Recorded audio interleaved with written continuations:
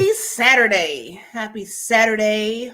Welcome to the one and only Peak Wellness Hour. We're so excited to be here with you all. You all know we've been chatting it up before we jumped in here. So we want to welcome you to this conversation. Want to welcome first and foremost my Queen Mother, Rhonda Thomas, in the house, in the virtual building for the first time. First, Queen Kathy B is usually here first. My Queen Mother beat her to it. And Queen Kathy B is actually on vacation, celebrating her 30-year anniversary on a cruise. So shout out to her as well. And everybody that is here, we want to make sure that you come on in, get comfortable, get excited about the conversation. Make sure you hit that like button. If you've not subscribed, make sure you subscribe. Go ahead and share with someone because we want to bless you all with the information that we have, with the empowerment that we want to share with you all. So thank you for joining in. We are in week 3 for the conversation about financial freedom and independence. So we're super excited. We're going to be talking about getting out of debt here. So before we begin, I want to say this because this is so important. This is probably the most crucial thing I'm going to have to say to you all to keep us in the clear. I am not a licensed financial advisor. I give advice based off of the courses and classes that I have put my time, energy, and money into, as well as my own personal experiences and continued education and knowledge. Okay. Some information that we give here is just basic know-how information that we just don't think about a lot of times. Okay. And it's very practical, but saying that we still don't apply it. And that includes myself. So we're going to grow together. We are going to learn together. We are going to evolve and make positive changes together. Before we start doing that, we are going to have the CEO and founder of Peak Homecare Associates greet us like nobody else can, because I just be talking out of my heart, but I can talk and talk. But she is more focused and more centered to share with you how we even came to be the Peak Wellness Hour. So Queen Edith.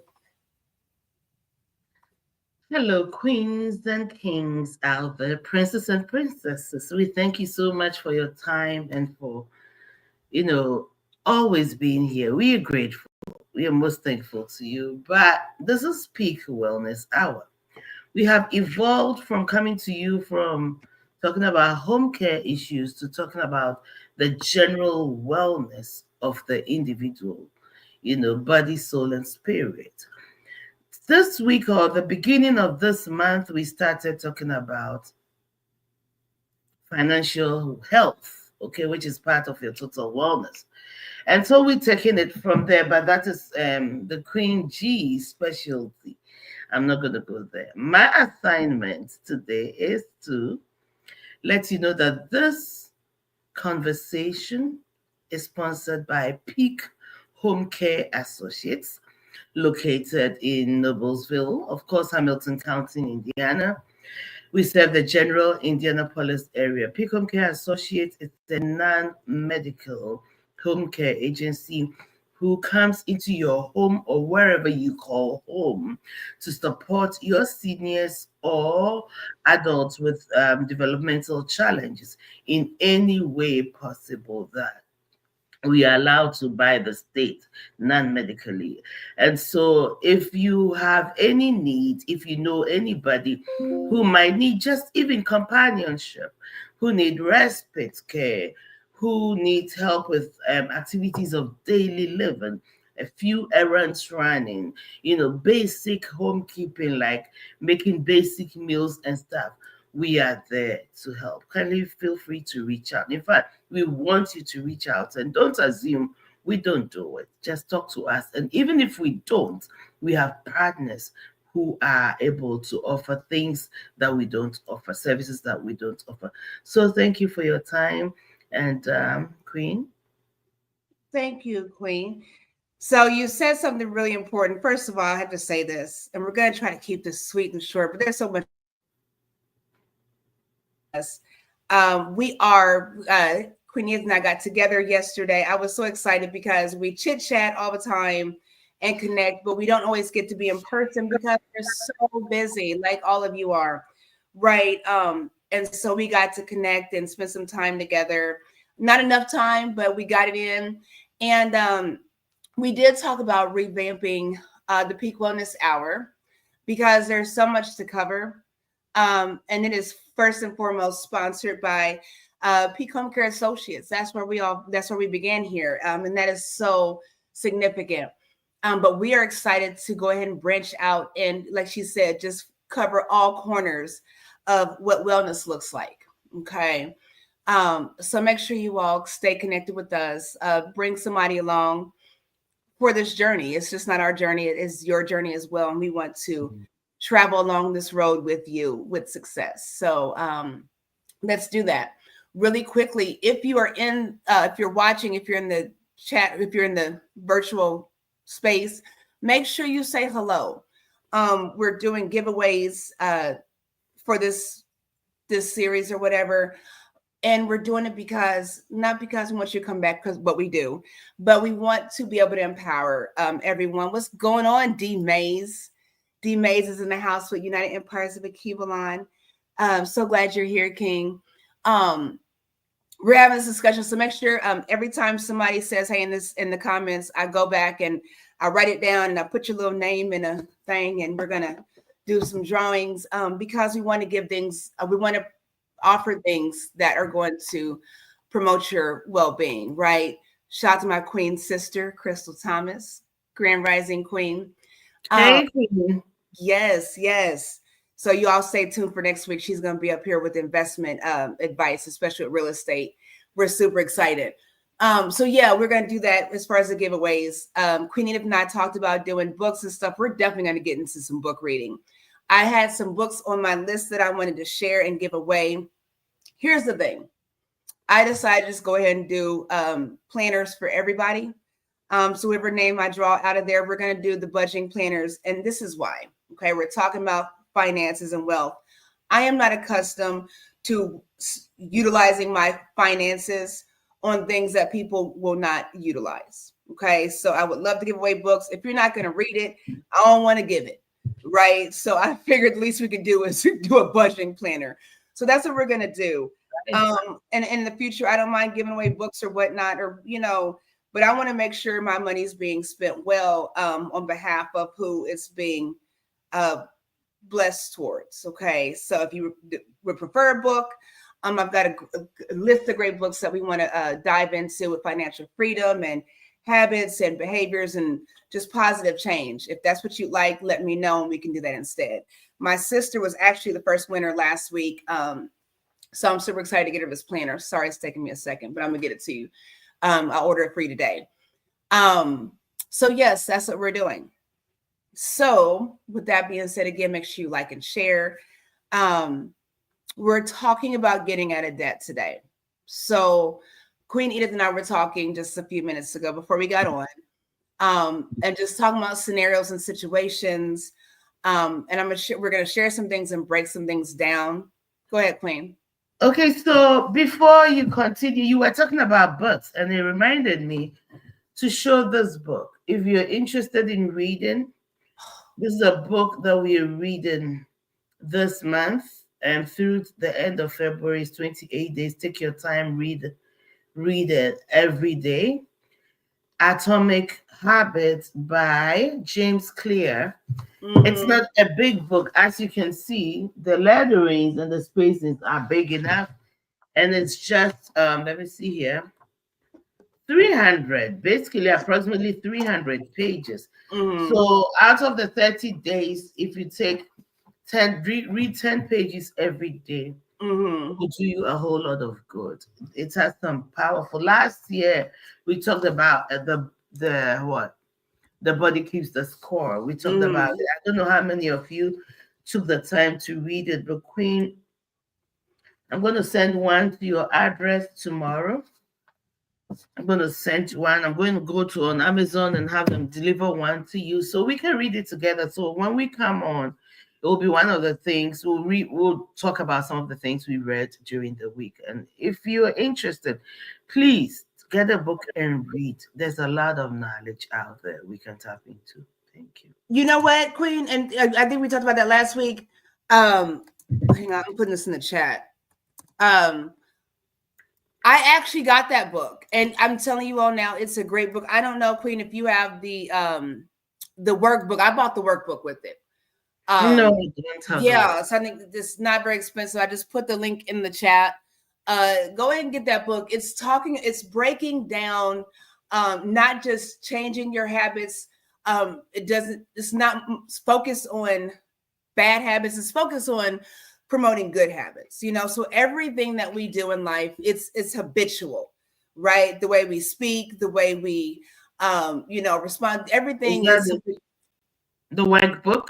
Yes. It's no, it's white. It looks just like the hardcover. Nope, it's white. It looks just like the hardcover. But everything we do is habitual, right? When we get up and go to work, when we pay bills, when we complain, everything's habitual. So this is talking about forming positive habits, okay, and sticking those. And it's a formula, and a motivational tool for you to stay on track with that. So you definitely want to get that book.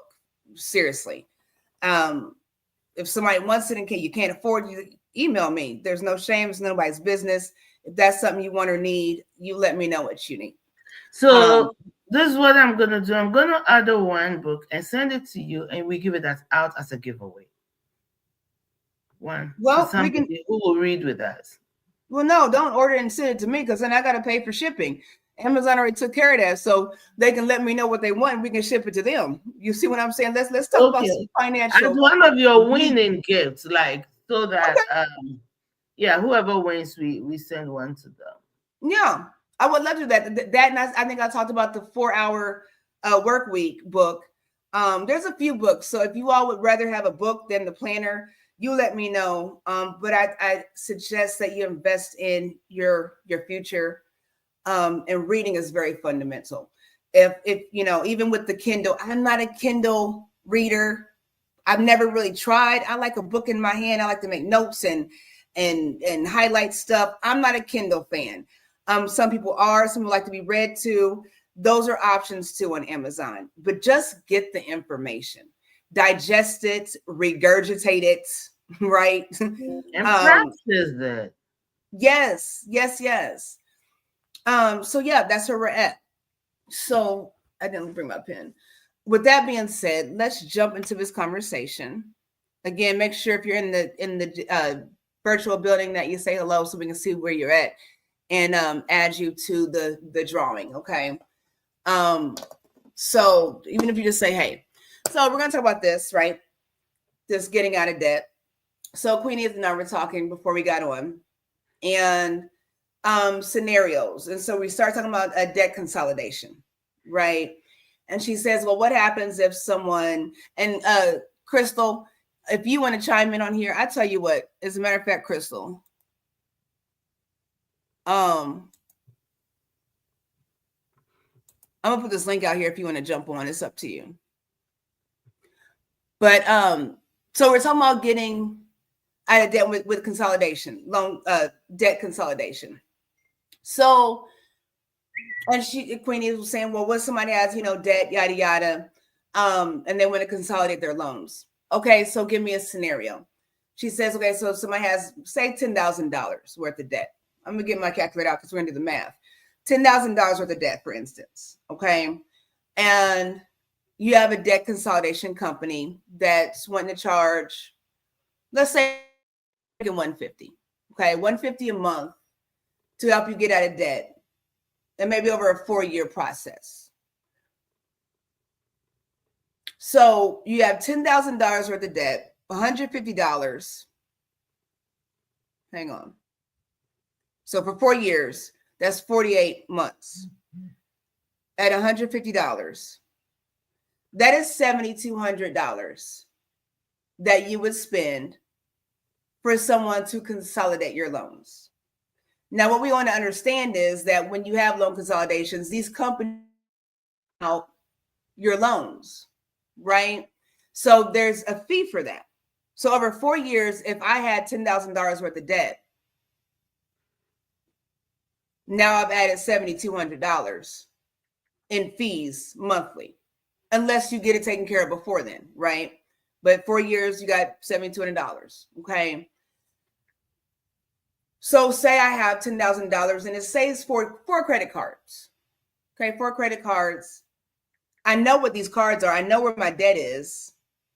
So my question is, would it be more sufficient and efficient to just say I got these 4 debts that I'm aware of? Let's see how I can take care of those things. Let's see if I can call and get those renegotiated. Or am I paying somebody else to do that? Because even if I have $10,000, say they get it down to, if they get it down to half, so now it's down to 5,000 instead of 10. But I still have 7,000 to pay over 4 years, which means that you're paying what you owed anyways. Right? Does that make sense? So with consolidation, I'll say this, because Queen asked my advice just in general about it, we're talking about it. I would say that if you can obtain those debts and figure out how to take care of that on your own, it would be more cost efficient. With debt consolidation, it benefits people that have better credit, because when they're going to consolidate your bills, it's based off of your credit score. If you have a low credit score, the interest is still going to be high, versus if you have a higher credit score, it'll be a little lower. I have a question. Please. So let's just say, for instance, we're talking about debt relief, debt consolidation. Let's just say, for instance, an individual doesn't know. You say it's better for them to take care of it themselves. How? What are the processes they need to go through in order to deal with it? Okay, so this is the thing. And I think with that, the hardest part for people to correct their debt is addressing it. When you look on your statements or whatnot, and you see you have all this debt and it's not adding up, your debt to income ratio is not making any sense, people don't want to look at that. I was one of those people that did not want to look at their credit score. Like, I was afraid to look at my credit score. You have to ask yourself what you're afraid of, because it's still there. You should be afraid of not knowing, and then you go try to get a car and they tell you that you have all this money, but your credit sucks. So even with all this money, we're still going to charge you this high interest rate because of your credit. And I'm telling you, because I know the first time I ever bought a car, I think I told you all the story, so I'll make it brief. But I was younger, I was working, I was stable, making $213 an hour plus tips, but I was working and it worked out. Had my money saved, had a deposit, the down payment, was able to make the payments monthly. And they're like, oh no, your credit score is this. You need a cosigner. Cosigner? Didn't know what the heck they were talking about. This is my car. Here's my money. And then your credit. I didn't know what they were talking about. And there's no shade to upbringing. A lot of us don't understand finances to reinforce and instill that into our children. And it's still happening today. So there's no shade there, because I could have done a better job with my children explaining them. When I tried, my kids were like, well, I don't want a credit card. I don't want that. I'm trying to tell you that you got to set yourself up for success. So when it comes to understanding that, you have to be able to look at those things. And when you look at your credit score, it's going to show you what's on there. So when you see you have these bills, you have these inquiries, how do I resolve it? The contact information is always on there when it comes to those debt collectors. Contact them. Ask them, can you renegotiate? Ask them, can you lower those payments? But you have to understand what that looks like. Sometimes when you take a lesser, what's it called? What's the word I'm looking for? When you settle. Like, so I have $1,000 bill, but they're offering me, I can pay it off in 6 months for $500. I can pay it off in 2 months for, $400. I can pay it off right now for $200. When you choose to do that, it can affect your credit negatively. But what difference does it make? If you ain't got $1,000 and somebody's offering you $200 to pay it off, then pay it off and rebuild your credit. But to answer your question, you're going to find those answers in your credit report. So step one is get all 3 credit reports. Mm-hmm. Experian, TransUnion, and who's the third one again? Hold on. Hang on, y'all. We're gonna make this simple so we can all understand. I need to understand this. So Equifax. I was gonna say some of the F. Equifax. Yeah. So every year you can get you can get all 3 of your reports for free. But here's the thing though. A lot of banking institutes, whether it's Huntington, Chase, the Fifth Third, they will have your credit scores. If you look at your account, they have that information. I know Chase will say, your credit score is up, your credit score, changing your credit score. They will show you those things.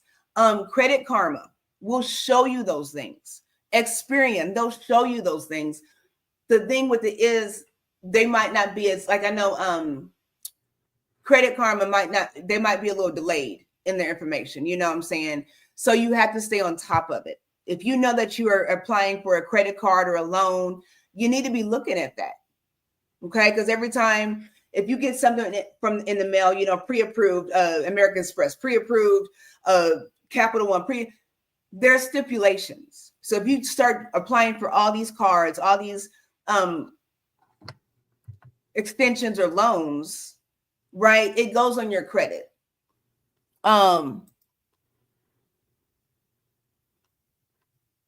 Gotcha. Yes. Congratulations to my nephew. He's getting his permits. He is a superstar. Yeah. Yes. So awesome, Queen Sister. That's all right. Thank you so much just for being here. So yeah, you want to look at those things, and you can look at those things every day if you want to. I love Experian. They're very detailed. I like it over Credit Karma. So you can look at those things and see what's happening. If you see something that's been on there for years, especially over 7 years, get it off of there. I do have a debt collector letter that I can send to you, just exactly what you need to say. Dear so-and-so, and they'll walk you through that. So I have that resource if you'd like it. At the time, like I said, I paid for courses for a long time. I think I mentioned last week about YFS, your financial, what is it called? Your Finances Simplified. And I couldn't remember, I took this course maybe, it's been over 5 years, maybe 7, 8 years ago. And I didn't remember how much it cost, but I went back and looked. I was paying $99 a month for this information. That's why I asked you all to share and, bring people in, because I've paid for the information I know. And I do continued education. So I'm wanting to help people that want the knowledge and the support, right? So make sure you do that. Again, I mentioned MeechieX and MX Network last week. I think I paid $150 for her course on how to, start your own business. So you have to invest something into your future. Nothing is ever free. Okay. It costs something. So you all being here, it doesn't cost admission, but it does cost you to hit that like button. Please and thank you. I have a question. Mm-hmm.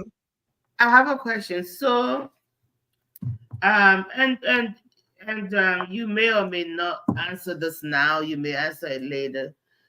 I learned that, okay, so when you pull up your credit history, from this, you can learn who you owe, how much you owe, and the age of your debt, right? Mm-hmm.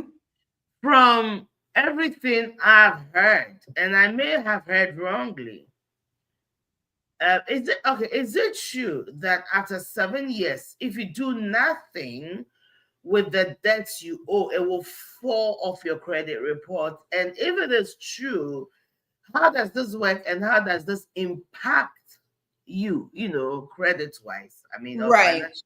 Assuming you're planning on buying a house in 10 years, and you know that you owe all these people, and after you do nothing after 7 years, all these things fall off. What does that say about you? I mean, okay, so that's a great question. So let me tell you. So After 7 years, it doesn't necessarily fall off. It just can't be on there anymore. Okay.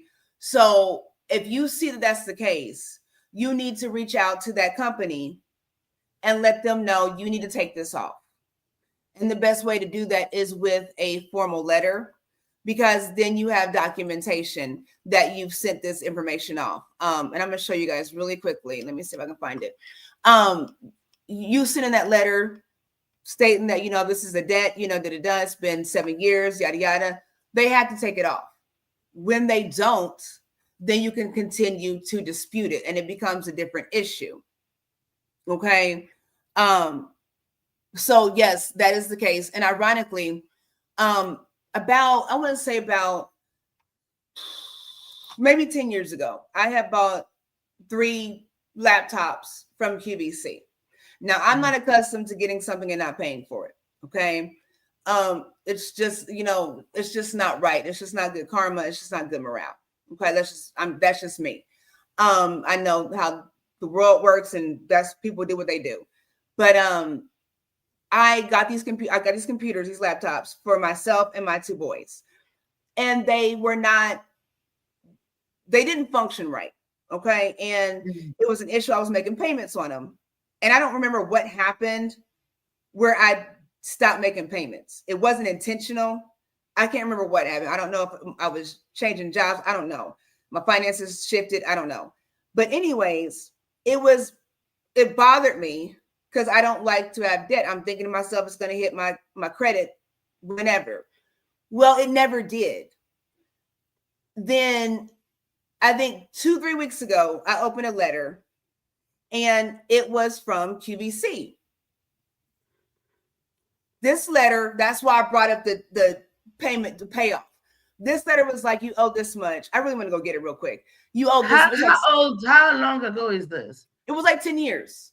Okay. But it's never been on my credit. So then they sent me the letter and it was like, now I lived in a different location then. So they found me and sent me this letter. And they were like, you owe this for QVC. And what it's like $1,700. If you pay it off, now it was like $500 in one payment. If you pay it off in, I think it was like 2 months, 4 months, 6 months, and it was different prices. So they gave you different options on ways to pay it off. Yeah. Okay. So what I did was I was like, yep, right on. Let me go ahead and take care of this. Let me take care of this. Oh. And I stopped to think, I was like, hold on. This is old as heck. If I don't pay it, you can't put it on my credit report. And like I said, it doesn't make it morally right. I'm not saying that, you all. What I'm saying is if you are already in debt, don't be trying to pay something that you don't have to pay when you do have debt that you have to pay right now. I'm not worried about a little $500, I'm not worried about it. And I'm not saying I'm not accountable, but that is not my concern. My concern right now is my debt right now. If they were so concerned, that would have been on my credit report and I would have darn sure taken care of it, and that again, doesn't make it, I'm not telling you what to do as far as your responsibilities and you're just sharing the priorities. Mm-hmm, yes. In terms of priority, getting things off your credit report, pay for what is on there, which is not so close to 7 years. Because if it's close to 7 years, it falls off automatically, or you have to call them to remove it. If you think about it, what credit agency is monitoring your stuff to make sure that if something falls off and there's no time, like, oh, Edith, it's January 16th. Edith, stop paying this. Let's drop it off. Let's make sure. They're not going to do that. They're not. They're in the business of making sure that you don't get a hit, and they do. So no, they're not going to do that. It's your responsibility to make sure that happens. That's why I said keep on top of your credit score. You might find something there that shouldn't be there. After I think was it 6 months to a year, sister. Inquiries. You can't keep those inquiries on your credit report because it looks bad. If I applied for a credit card 6 months ago and I didn't get it, I don't want that on my credit because it looks bad. It's a negative. You see what I'm saying? So you want that That's stuff. interesting. They have what they call the hard inquiry and the soft inquiry. Does the soft inquiry also show up on your credit report? Not often. Not often. No. And if they do, they don't affect it, and they do tend to drop off. If I'm not mistaken. Okay. No. Okay. The hard inquiries are things like, when you're going, like the credit cards, the loans, the checking the cash loans. Grand Rising, Queen Aunt, aka Aunt Betty. So glad you're here. So yeah, those things stay on there, and it's meant to be a derogative note. See what I'm saying? So you have to be careful when you're applying for things, and how often you're doing it. If you know you're going to get this credit card, then kudos. It's still a hard inquiry, but now you got $3,000 credit limit, so nobody cares about the little points. So you want to make sure that you are paying attention to what you're applying for. When you're applying for apartments, if you're looking for an apartment, you didn't gone to 4 or 5 apartments, you don't want to put applications into all of those, because that's what it shows. Credit. And here's why. This is why. And sister, correct me if I'm wrong, if you're in the chat. What it looks like is that you have a lack of stability. Okay, if I'm applying for all these credit cards, what's going on with my financial situation? If I'm applying for all these credit cards, back to back, I got one, now I need another one next month, what's going on?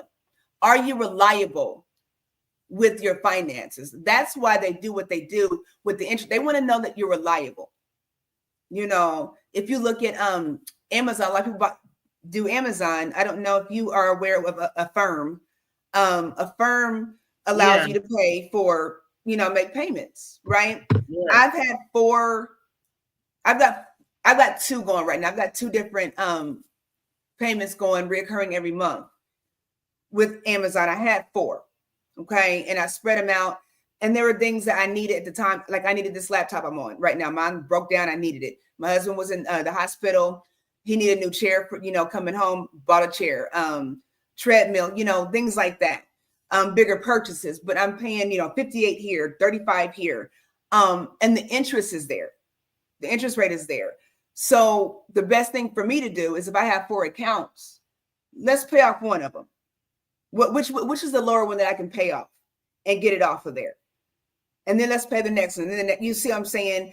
Those things. So okay, Queen, I like to hear this systematically. So you're saying that once you get your credit report, you know who you owe, how much you owe, and the age. You look at the lowest. Okay, the lowest you can pay off right now, or maybe negotiate it down a little bit and pay it off. That's the first one you pay off. It comes off of your credit, right? Right. It shows that it's paid off. It may not be off the reports yet, but it shows that this one was paid off, whether by settlement or however, it's paid off. You get that out of the way. And so what you do is you negotiate each one of them and gather your money and go pay them little by little, rather than hiring someone to do it at a fee, which is also another expense, because whether you like it or not, they will negotiate it to a lower level that you will pay. Okay, I understand. And here's the thing with the consolidation. So say Peak was a consolidation business, or no, you do loans, right? You Chase Bank, okay? Chase Bank, they offer loans. So if I get a loan from them, that's not a good example. Not Chase. If I get a loan from somebody, or if I owe a debt, if they know I'm not going to pay it, like QVC, if they know I'm not going to pay it, then why not sell it to somebody? Okay, and so they make their money. Yeah, because they were going to get anything. So now they got something, and now this debt collector is going to keep calling and calling and calling. QVC ain't going to keep calling. Nobody's going to keep calling you about your debt. They're going to give you about 30, 60 days, and they're going to turn that over to a collection agency. And they're going to get what they can, and they're going to, go on about their business. And now you are being harassed. Debt, because that's all they do. Crystal says if you're going to apply or shop around, you should I don't do see it it. all at the same time. Yes. Let me read some more of these. If you won't take as big of a hit, you won't take as big of a hit if you do it all within a day or two. This tells the credit company you are shopping for the best rate or opportunity, not necessarily looking to open multiple accounts. Thank you, Queen Sister. Okay. Thank you. Okay, good. Thank you. I'm going to leave it up there for a second so people can look at that. So I'm going to answer your question. I'm going to show you something. I'm going to show you all something. So hang on. When it comes to building, figuring out what to do with your debt, there's two ways you can do it. One way is the avalanche method, and then the other way is the snowball method. Okay. Can you bring back? I don't see. Why can't I see? Hold on, it's my fault. Thank you. I see it now. Okay, thank you. Sorry. No, you're fine. So the first way, one way is the avalanche method. The next way is the snowball method. I'm going to show you. I'm going to share my screen really quickly. I'm going to turn my camera off so y'all don't see me looking crazy. Y'all know how I'll be doing. I see. Okay, so let me share my screen. I'm going to show you how that looks, okay? When we're choosing how we want to do this. Where's it at? Okay. So what you're going to do, first of all, with the avalanche method, you're choosing to pay off your debt based off of interest rates.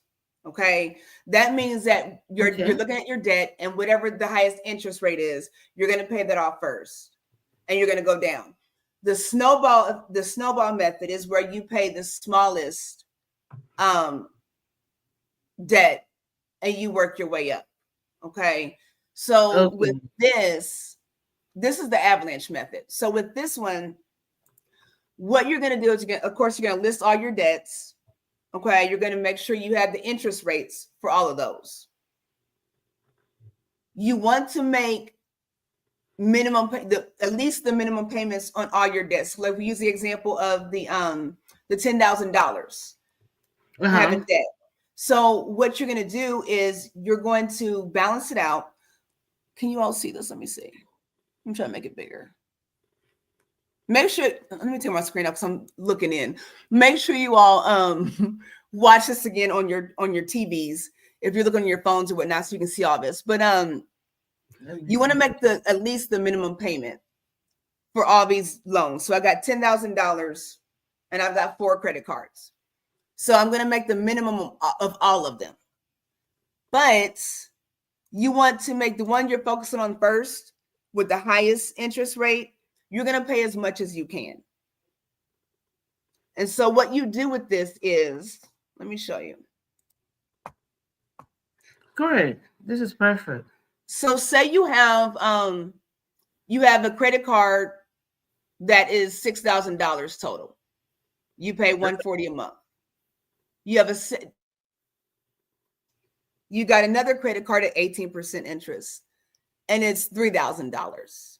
You pay $100 a month minimum. So you got a car payment, total $2,600. You got a $2,600 car, and your payments a month are $560. And then you have your mortgage. You have an $89,000 home. I just put a number in, and you pay $1,500 a month. So here's what you're looking at with your bills, with your debt. Okay. What you're going to do is you're going to start with that higher interest. Now, with the mortgage thing is a little different because it just takes a lifetime to pay off for a lot of people. But you're going to start with that, with whatever, whether it's the highest interest or the lowest bill, however you want to do it. But this is the highest interest right here. And you're going to start paying on it. So the first card, $140 a month. Well, can I put some extra in there? That's what we were talking about last week and the week before, talking about where you put your money, your essentials, and your free money. Where do you put your money at? Can I put extra money into his first credit card to get the $6,000 paid off? Once you do that, Once you pay off that 140, you pay off that first credit card, you're paying 140 a month for that first. You should be paying more to get it down.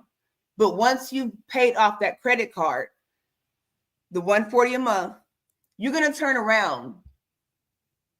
And instead of spending that 140 like you have it, you're going to take that 140 that you have for that first bill, and you're going to apply it to that next debt. So the second credit card was $3,000. You paid $100 a month. So instead of paying just $100, you're going to pay $240. Does that make sense right now? It does make a lot of sense. Okay, so you got the $240, you got that $3,000 paid off. Next debt, car payment. You already paying $560. So now what you're going to do, since those other two payments are done, you're going to add that $240 to the $560. $800. And pay that off. And then you're going to move to whatever the last or the next, right? Pay it off. That's how that works when it comes to debt stacking. It's called debt stacking. Okay. So again, whether you do it with the highest interest, I prefer personally to do it with, because a lot of times with credit cards, the interest is all the same, so I would prefer to do it with the smallest debt and work my way to a larger debt, if that makes any sense. Makes a lot of sense. Thank you for joining us, Manuel. Thank you. Queen, are you going to share this information on the page? Yes, I sure will. Okay. Yep, I sure will. Okay. So yeah, that's how that works. And again, whether you're doing the highest interest or you're doing the lower payments, again, which I think is better. That's how that works. But you got to start somewhere. And that's why, again, we start talking about how where you put your money, how you spend your money, that Netflix, that Hulu, that, all those extra things. So sacrifice, make a little sacrifice, give up something and get out of some of these debts and be free to enjoy your life. Yeah. And I mean, is it really a sacrifice though? Is it really a sacrifice when we're already being sacrificed? Is it really for some people, if they can watch Netflix, for some of them, that's a self-care, relaxing thing. So it's a bit of a sacrifice, but it's worth it. It's worth it because your peace of mind, it takes away your peace of mind. People use movies and those things as a way, almost like a hide, an avoidance thing. I don't want to think about it, so I'm going to preoccupy myself with movies. I'm going to preoccupy myself with food. I'm going to preoccupy myself with other stuff. So for some, it's a big deal not having it, but it's worth it. How much is Netflix now? Let me tell you something right now. Netflix is like $10 a month. I pay $30 a month for Netflix. Netflix can kick it barefoot. They can kick it. Like, what a waste. I don't even watch it like that. How much is the Atomic Habits book? $15 or so. Okay, so that's my thing. So why don't you read what is on Netflix? What is on Hulu?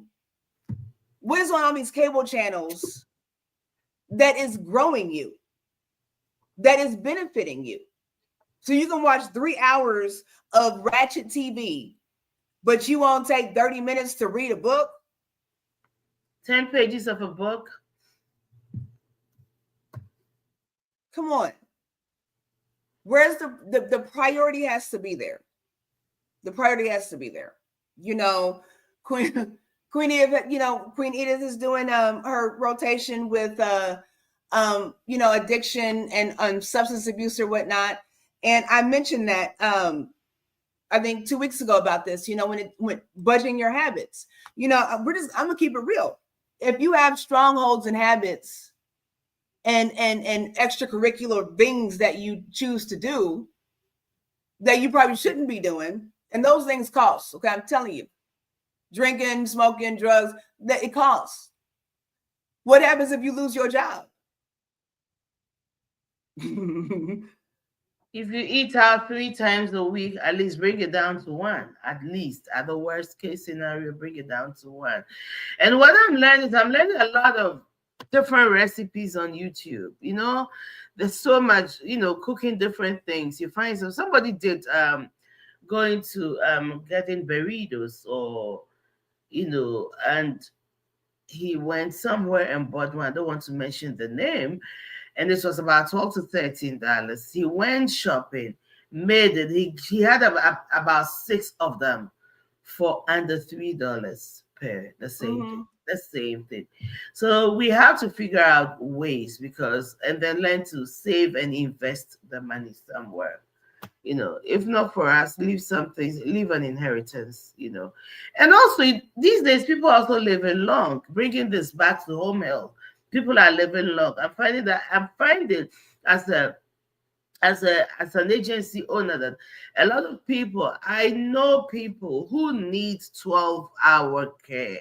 They do, but they can only afford 2 hours, 3 hours. And you leave your parents at risk of falls, of burns, of things that will destroy them and push them to their grave faster in ways that they do not deserve.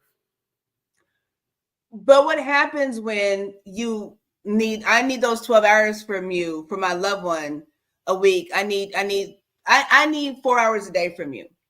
But I can't afford it. If you all don't know about Homecare Associates and you've not, tapped in to see what we can do to help you all, Edith is very fair. She is very flexible. She is giving out of her own heart. So when she tries to work with you, I still can't afford what you're offering, unless I work more. I pick up another job. My husband. So now my loved one has worked all their lives. And now you've gone broke because of healthcare issues. I didn't see it coming. Taking care of my loved one. I don't have the resources. I'm looking like, well, if it was me, what would I do? So now I'm working overtime. And it's a panic mode because we're not proactive.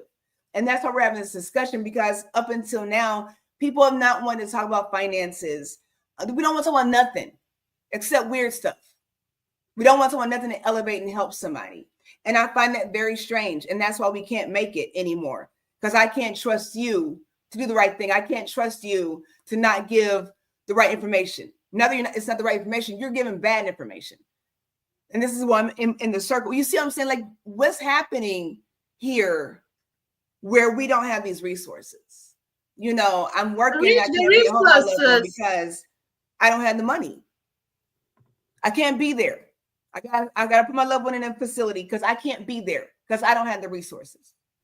Now my loved one has all these assets, and because they run out of assets, now we're on Medicaid and government health insurance. And you got to be less. You can't have more than $500 worth of assets. So now my loved one's home that I was going to get, the car, all that's gone because I'm going to pay for healthcare. That's way too much money anyway. That's another story. Like, about what we're doing. When I met with Queen Edith yesterday, she brought the oils that we've been talking about. They smell delicious. I kept smelling my hand. And I told her, I said, why aren't you selling these? Why aren't you promoting this? And she says, well, everything's not about money. It's not. What everything is about is your wealth. And it's not just finances. It's your mind, body, and spirit. That is your wealth. It's an accumulation. So when we do things, we have to be strategic in our time. Time is money and money is time. There was a time before I was born where your worth, you were paid for your worth, right? If I had this skill, I'm paid for my skill. If Edith comes along and she didn't have a skill, then she's not paid for the skill. But now what's happening is if Edith gets a degree, or if I go get a degree, I can get this job, but Eve has more skills than I do. But she can't get the job because she doesn't have a degree, but she has the knowledge. I can lose my job and some ratchet person keeps their job because it's not about your worth. It's about the time you spend. And the time you spend is how they compensate you. So you mean to tell me that all you're worth is minimum wage? All you're worth is $10 an hour. All you're worth is $20 an hour. All you're worth is $50 an hour. See, it sounds like a lot when you think about it because we're used to just getting little. $50 an hour is not a lot for me. It's not enough. I don't make $50 an hour. I'm gonna tell you that now. But it's not enough. Making 6 figures a year is not enough for me. And let me tell you why. Because when you have wealth and when you have the mindset of wealth, it is about all of us. I can't give you something I don't have. If I don't have those resources, it's not about the money, but the money gets me to the wealth and the resources I need. So how do we make it where we're not chasing after money, but we're chasing after success and prosperity without the greed, with a heap full of humbleness? That's what we do here. And it requires a lot. And it's unfortunate that people don't see the simplicity in networking to make this work, because there's no reason why a handful of people on this whole planet dominate the whole world and leave us with crumbs. Does that make sense to you? Because they're no different than us. Why does Jeff Bezos have millions and you don't? I don't. Because the mindset. It's a mindset. Because the motivation. Because the discipline. Because of perseverance. Oprah's no different than us. Because of not being afraid of even failing. Okay. You're not afraid of failing. You're willing to fear. You talked about fear. Some of us, for a long time, I won't even open my mail because it's filled with bills and I don't want to see I still don't. In my mind, I don't even have the money. But if you're starting from that position, you put fear in you and fear then cripples you. Now you do nothing. And when you do nothing, the interest keeps going up. And it gets worse. Some of us owe so much, not because we spend so much, but because of our unwillingness to unwillingness of doing something about it because we are afraid. And so the interest keeps piling up. Okay, the interest keeps piling up. And we owe now a $2,000 credit card limit. It's now $10,000, $5,000, $6,000 because you've left it unattended to for so many years. We need to wisen up. Last week you talked about the little late fees that are all hurting us. Late fee. Let's just say you live in an apartment. Okay, in Indiana, after the 5th, they put $100 on your amount. Okay, so let's just say you pay $1,000. If you don't pay your rent by the 5th, on the 6th, they put $100 on it. And from the 6th going, every day, they put $5 on it. Mm-hmm. So let's just say if by the 15th, if you don't pay $100, okay, 5 plus 15 is what? 75 plus the $100. Already $175 is on your rent that you couldn't pay. And then on the 15th, they will file to the court. And when they file, the filing fee, I don't know how much it is, but they put it's like $300. $420. They put another $420 of filing fee on the court evictions that they file for you. Now you have your $1,800 plus $175 plus $420 of money. That's at least an extra $675 or $80 or $700 that you pay on top of your rent. Exactly. And let's take it a step further though. So then when I was talking about the QVC thing and you do whatever you want to with your morals, so with the apartment situation, so now I have this apartment, like you just said, same scenario. So I have this apartment, I just got evicted, like your scenario said. And now you come to rent this apartment that I just got evicted from. This is what happens. I still have to pay out my contract for the same apartment that Edith that's rented out. They didn't get new carpet. They didn't, same old stuff. So now they're making money off the same apartment twice. Do you want somebody to keep getting over on you like that? It should make no sense to you. Let me refresh. I have Can a you thing. hear me? You're frozen, but I can. Yep. Okay. All right, y'all. Give Queen Edith just a second to come back in. I appreciate you all being here. Make sure you share and like and share and subscribe. I'm gonna give her a second. Okay, here she comes. Yeah. Darn technology. Okay, there you are. What was I gonna say? You talked about, okay, the last thing I heard was, so you are evicted, Edith comes in, Edith is paying for this. If you have 6 months or 4 months left, Edith is paying for it. They didn't have to do anything new. Number one. Number two, you are also being charged for the rest of your contract. So they're making twice as much on the same thing. Yeah. So how do we ensure? So we are talking about, paying off debt, getting out of debt. So sometimes, I don't know, is it necessary? Is it important that maybe you get a little part-time job that brings you an extra, maybe $300, an extra $400, just to get out of these debts? Queen, what do you say? I'm going to say what I say. 2 jobs are for 2 people, okay? I am one person. I don't want to work one job. I want my wealth, and I don't mind working.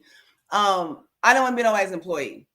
So you have to do what you have to do. But I'm seeing too many people that have 2, 3, 4 jobs, and you got children, you got family.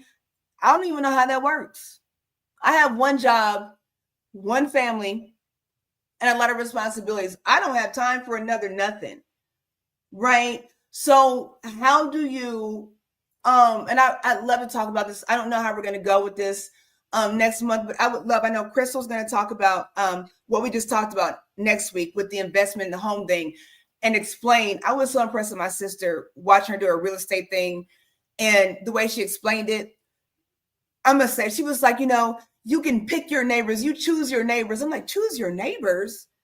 And she's going around the neighborhood, choose your neighbors. I was like, that's a good concept to try to get people to get their people to rent here, to buy here.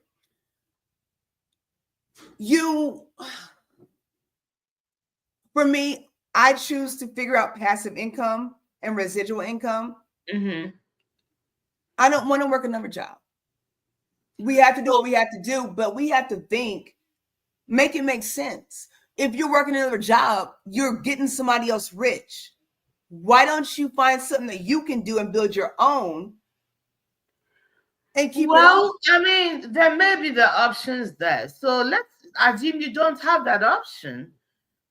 You can still do something in the meantime to get yourself out of debt. Once again, getting yourself out of debt helps you with your credit. So you can take once a month, take a month and work 2 Saturdays out of the month, an extra evening out of the month, a few extra evenings out of the month. But you have, like you say, you have to do what you have to do whilst you're figuring out other ways. There are things like loan signing agents, becoming a loan signing agent, which pays very well as a notary. There are a lot of things, and these are things we want to talk about practically because I'm a notary. Okay, these are things we need to talk about practically to give people incentives and tools. You understand? So, in my opinion, we are talking about getting out of debt. What do you have to do to make sure that you are putting yourself at peace? These debts are coming down every month, paying some of these things down. What do you need to do? Because if you have to put up that extra money, we talked about the stack, right? The stacking, right? Mm-hmm. We talked about the stacking. So if you can figure out, if you can just work a little extra to pay off that first debt, okay, and add that money to pay off that second debt, you don't have to continue working because now you are stacking it up and working it you don't have to work that extra anymore. But we have to start from somewhere. That's just my opinion. And I agree. You know what though? You will have to work extra if you don't get your mindset together. If you don't understand that you got out of this debt, but like now you got new debt. If you don't get your mindset together, and that's what it's all about. Yes, I got myself out of this $10,000, but in the meantime, they didn't send me all these extra cards because I fixed my credit, and now I'm in debt again. That's why I said I'm not gonna keep working like that to pay bills. I'm gonna keep working to pay bills. Once again, education. My life and my life structure is gonna be paying these bills. Because let me ask you, like so when you say like if you don't have the means, like think about how the process of applying for a job. Okay, the interviews, the waiting, the references. Hey, Queen Edith, all that. It is frustrating. Why? When you could turn around, let me ask you, Queen, give me 3 things that you like to do. 3 general things, anything, or hobbies? Hobbies, like something that you enjoy. I enjoy traveling. I love traveling. Yeah, I love to travel. I love to see different places. I enjoy learning new things. Like I said, I'm learning different recipes on YouTube. I love reading. Okay. And I love going out and hanging out with friends. Okay, so let's break it down. So you like traveling. So for passive income, you could, if you travel, you always all over the place. You be wherever you be. You're on social media, right? This is just for you. You're on social media. You do your broadcast. Y'all check her out. Her link is in the description under Edith. Check out her website. She does do lives. I don't be dominating stuff. Like she does her own lives. Like she's more than capable. Okay, y'all. So now she's going around traveling. She's giving you insight about where she's at because she be all over. Like I can't get to Cincinnati from Indiana. She be all over. So now she can videotape. She can record what she's doing. Some positive things, some insights, right? Helping you out, building subscribers, building followers. That's income when you do that. That's why I said like and share. If you put a little investment into it, you can do a little side travel agency, travel suggestion thing, right? Hey, this is where I've been here. This is why you should go here, yada, yada. You said traveling. What was the next thing? I love hanging out with my friends, going out, reading. Okay, so reading. So Atomic Habits. That book right there. You go on Amazon, you scroll down to affiliate marketing. Okay. You sign up for affiliate marketing. You can do this at Walmart, Target, any place you think of. A lot of places have affiliate marketing. When you scroll all the way down. When you put the link, so with Atomic Habits, I put this link in here. Hang on, y'all. I'm gonna turn this thing up on the move. Did I put it in here? Okay, so Atomic Habit book. I put this link in the description, okay? If you click on that link for that book, I did it while I was sitting here while we were talking. If you click the link right there and you buy the book, it's gonna pay me when you shop on Amazon. So passive income, put it on your social media, buy the book. That's simple. She likes hanging out with friends. Can you party plan? Can you structure something? You see these little things that we do in life, simple things, you can build your wealth off of it. And it's not about money, but if you're doing it anyways, if I'm telling you to get the book, then why would you just go to Amazon and get the book? Why won't you use the link that I sent you to get the book? That's not work. So when we think we have to do something that we don't want to do just to stay above water when it comes to our finances, what happens if everybody stopped paying their electric bill? What happens if everybody stopped paying taxes? They're going to lock everybody up. They're going to send more stuff for everybody. But if you can't just stop, I'm not going to work. Let's not go to work and show them, but you'll be there tomorrow. Why aren't you going to work today? What's your message? What's your purpose? I ask people this all the time. When we look at the people that are wealthy, it doesn't matter why they're rich. Why are you so broke? And it's not just finances, it's your mindset. Your mind is broke. Your spiritual insight is broke. Why are you so broke? Because everybody's not broke. Everybody's not struggling. When COVID happened, everybody wasn't down and out. In fact, there have been more entrepreneurships and business starters with COVID happening. There could have been more if you didn't waste your time collecting a check. Complaining and looking at all the negativity. Yeah. So you have to ask yourself, what do you want? If you don't want to be broke no more, then fix your mindset. And your wealth will fall in place. Queen Edith met, like I said, she met me yesterday because I had a patient that needed something. I explained to Edith, this patient doesn't want to deal with agency. They want a private caregiver. You know, horrible things have happened. Edith stepped up on her own time and her own dime. Came out there, met him. She wasn't going to be working for him. It's not going to benefit her and her business, but she's going to bless somebody else. If you don't think that blessing's coming back around, oh, but it is. And you don't do things to be blessed. You bless and you pay it forward. But you got to see that if you plant a seed, it's going to grow. It's what happens. So why are you so broke? Did anybody look at their bank statements and see where their money was going? 2 weeks ago, we said this. You know, we don't. I didn't look at mine because I know where my money's going. Doesn't mean I shouldn't have done it. Because there's a lack of order that's happening in our wealth. We're out of order. And that's why we're so broke. And if you're always used to being broke, you don't have a problem with it.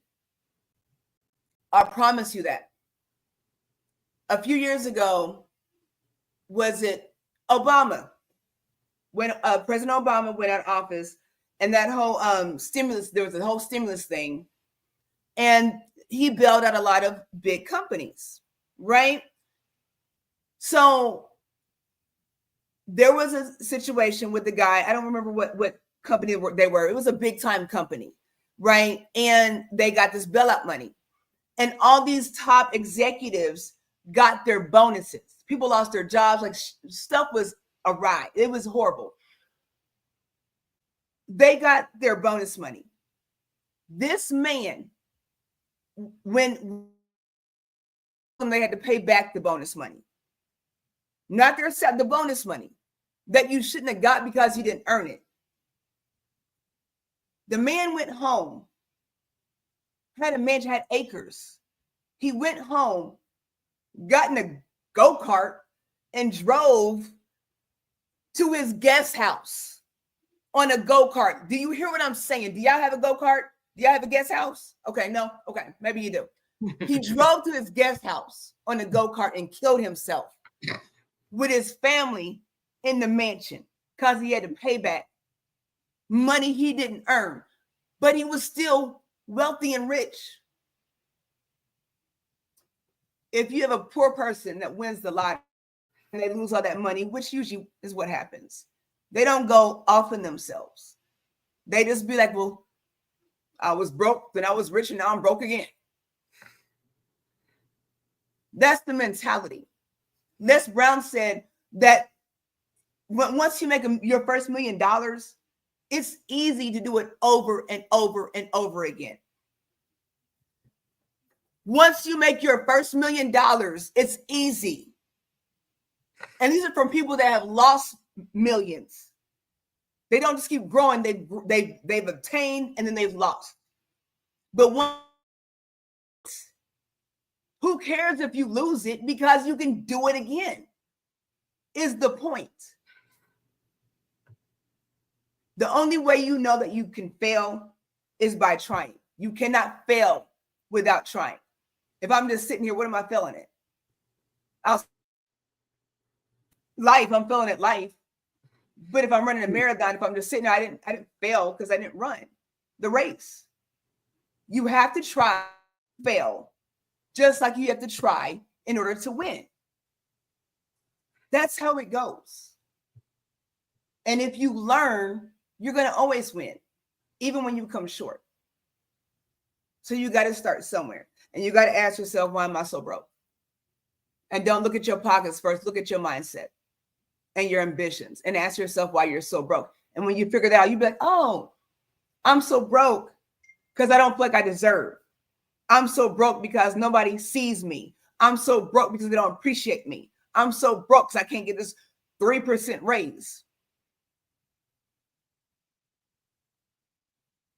Once I figure that out, then I'll say, well, 3% raise, $1.16 more an hour, $40. No, my worth's more than that. So I got to fix my mindset. That's not broken anymore. So what does my mind tell me that I can do? You can have whatever you want. Money is not the root of all evil, the love of money. When you love money more than you love people, when you love more than you love life, that's why I can't take another job. I'd be in divorce courts. I dare not take another job. God and friends and everybody else, we're going to make a way out of no way. But no, we have to stop growing everybody else's wealth. And you still looking around like you ain't got nothing. That's weird to me. And it's not healthy. It's not natural. So I don't even know if we covered all this today. As far as getting out of debt. Anybody got questions? Oh, before I forget, look, you all. Randa says she has a skill success. Okay. I want you all to look at skillsuccess.com. Now with this is not an affiliate thing. I wish it was because I'm always promoting it. If you go to skillsuccess.com, I take these courses. There are thousands of courses. Queenie, if someone learning about finances, you can take courses about finances, about, getting out of debt, all these things. I get my continuing education from there. I pay $9.99 a month. Hulu, Skill Success. What's growing my wealth? You see what I'm saying? And you can turn around and teach a course. Edith has started a business. The same business that similar to what I wanted to do. I had to watch her and learn from her. I'm like, yeah. But she does it well. I stay in my lane. Okay. So, but a lot of things that we're trying to look for, it doesn't cost a lot of money. It doesn't cost. You don't have to have a degree to make a difference. Just start somewhere. Sell some candles. Do something. It's not that difficult, but you just have to want it. And if you know that you don't want to be broke, then you can figure out what you want after that. But just decide that you want something better for yourself and get it. Who's to say who earns or deserves? I don't know. I look at people like you didn't earn that. You don't deserve that. None of my business. My business is here. And we build business beyond that. Edith's business is there, and we build business beyond that. And there's wealth in that. When you have people that trust you, that come to you, that seek your knowledge, that's priceless. And you'll be blessed for that. But you got to get out of that broke mindset. Can't be lukewarm. You either broke or blessed. I don't know. I don't know. We got to stop just wanting to get by. So, yeah. What you got, Queen? I can keep talking. This was great, friends and family. This was great. I hope and pray that you learned something. But I have a few concluding remarks that I want to make. Somewhere in the book of Proverbs, chapter 23, the Bible says that as a man thinks, so is he. Mm-hmm.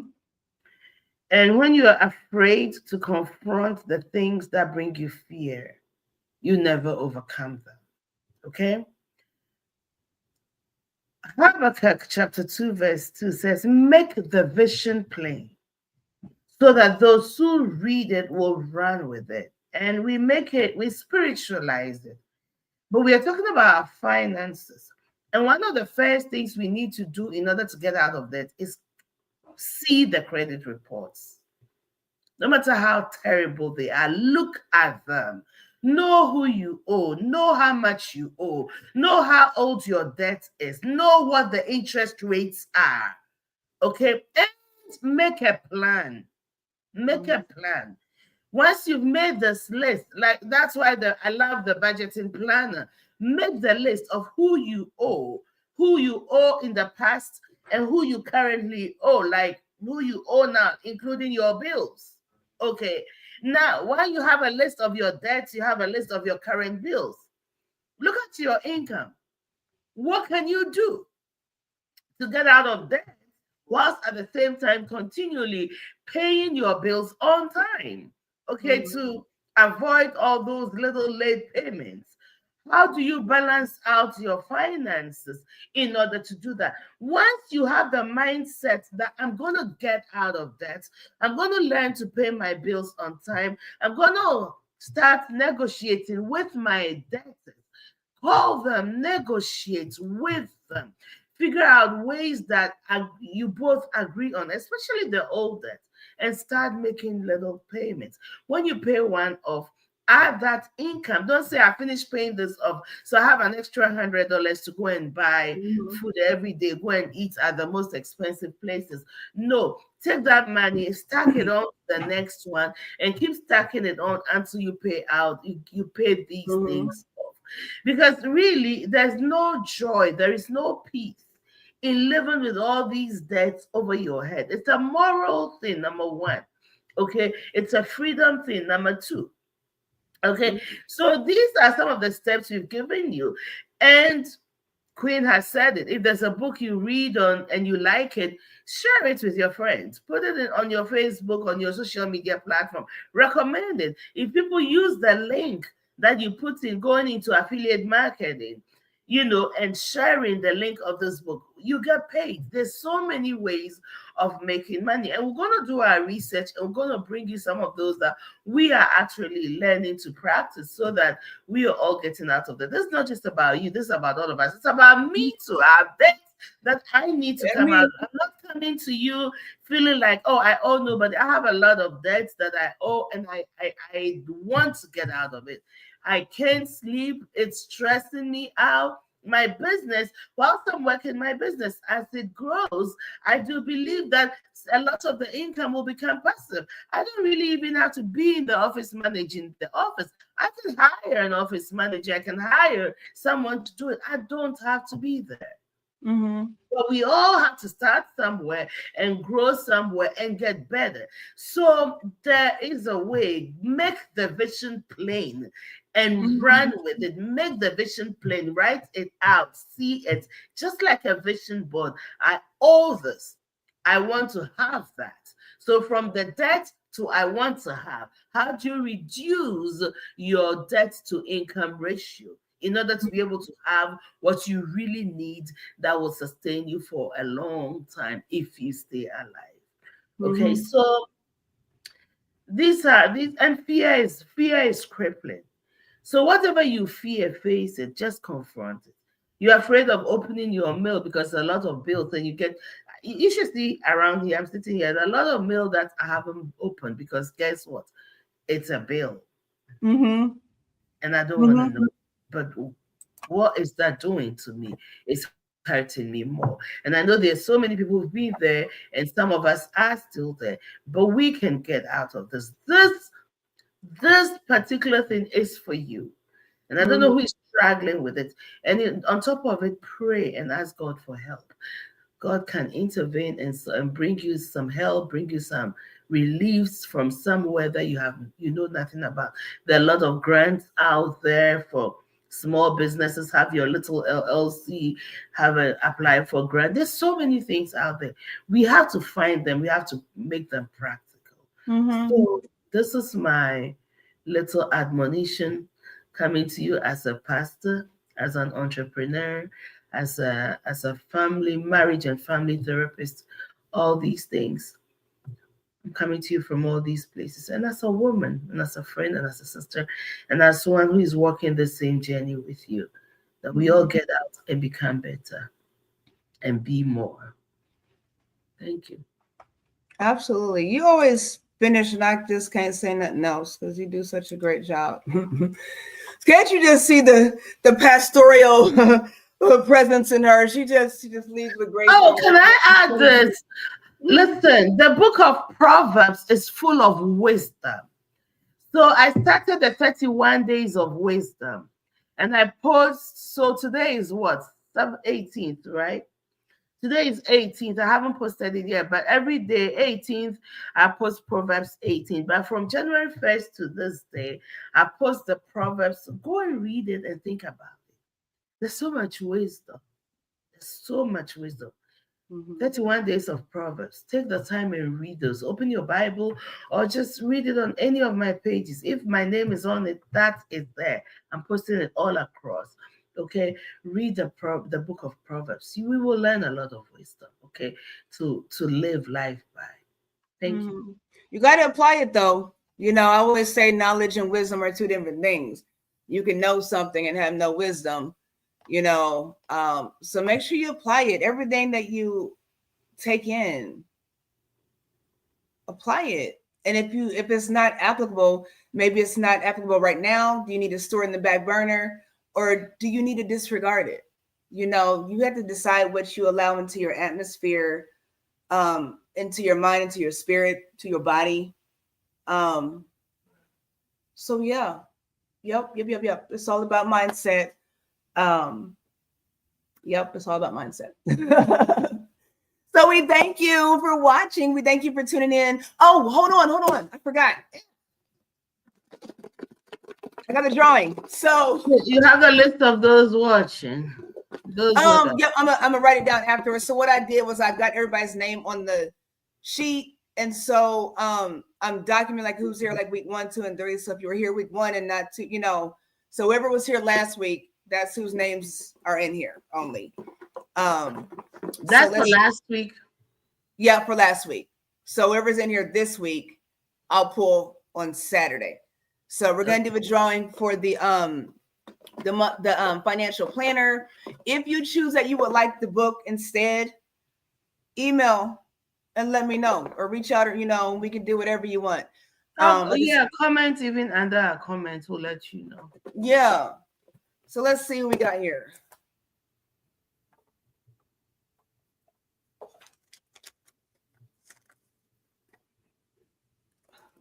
It's my sister. She won last week. Sorry, I didn't mean to throw it.